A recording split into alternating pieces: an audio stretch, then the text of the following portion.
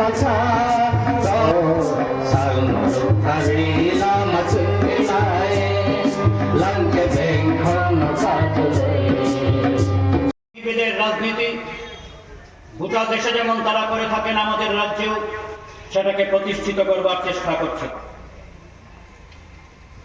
এবং 2018 সালের বিধানসভা নির্বাচন, আমার আগে comrade Ashis Chowdhury, GGTA general secretary, তিনি বলছিলেন যে 2018 সালের বিধানসভা নির্বাচনের আগে আজকে যারা শাসক দল, তারা এই রাজ্যের মানুষের সামনে, এই রাজ্যের শিক্ষক কর্মচারীদের সামনে অনেক প্রতিশ্রুতি দিয়েছিলেন। আজকে সেই সরকারের বয়স 1, 2, 3, 4 করে প্রায় 8 বছর হয়ে যাচ্ছে। বহু আলোচিত ভিশন ডকুমেন্ট, 299টা পয়েন্ট, তার মধ্যে শিক্ষক কর্মচারীদের স্বার্থ সংশ্লিষ্ট বিভিন্ন বিষয় ছিল। ওনারা তখন বলেছিলেন যদি ওনারা সরকারে আসতে পারেন তাহলে এই রাজ্যের শিক্ষক কর্মচারীদের কিংবা এই রাজ্যের বেকার যুবকদের যা কিছু সমস্যা আছে বলা চলে প্রায় সব সমস্যারই সমাধান করে দেবেন। ওনারা বলেছিলেন ওনারা যদি সরকার তৈরি করেন তাহলে বছরের প্রথম বছরেই 50,000 চাকরি দেবেন।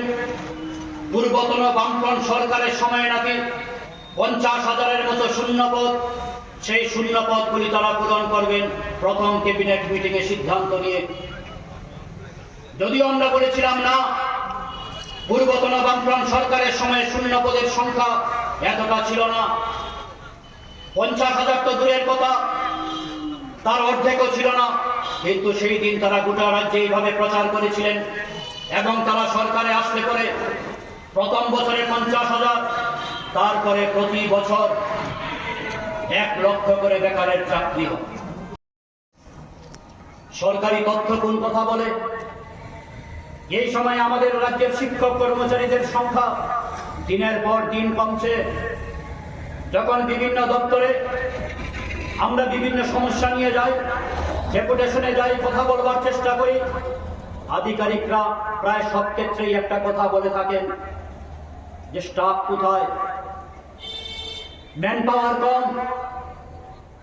আপনি পাওয়ার হাউস ডিপার্টমেন্টে যান, বিদ্যুৎ নিগমে যান, আপনি কৃষি দপ্তরে যান, আপনি শিক্ষা দপ্তরে যান, যে কোনো দপ্তরে গেলে পরে আধিকারিকদের একটাই কথা যে সেখানে শিক্ষক কর্মচারী যে সংখ্যায় থাকা দরকার সেই তুলনায় অনেকটা কম।